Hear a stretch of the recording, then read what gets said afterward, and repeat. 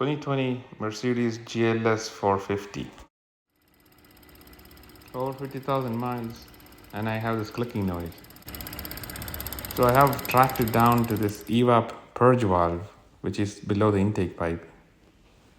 And here's a good view of the valve taken out. Okay, we need to pull out this hose, the vacuum hose.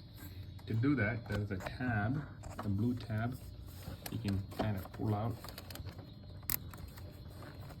like so, and then you squeeze on the part that is sticking out a bit, and then you kind of, see if we can pull it. Okay, comes off. Okay. So simple.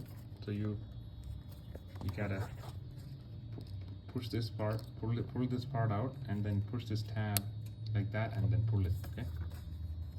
And then there is an electric connector you gotta remove. Oh, by the way, there is a plastic lock like this that goes into the plug connector. That you have to take it off very carefully when you take it off. But you just basically push it in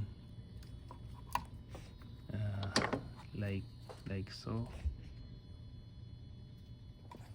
One way to do it is you just pull the whole thing out, okay, like that, and it kind of comes off, and it kind of sticks into that little hole there, right? So that's the back of it, and you can disconnect it better here, the plug. Okay, it's a new part. This is a new part. You got to take the bushing from the bottom of the other one and stick it up here. Let's see, this rubber grommet bushing, you have to take it off from the old one and then put it on the new one, like so. Okay, so you just plug it in. Okay, the install is reversal of removal, and don't forget the plastic clip for the electrical connector.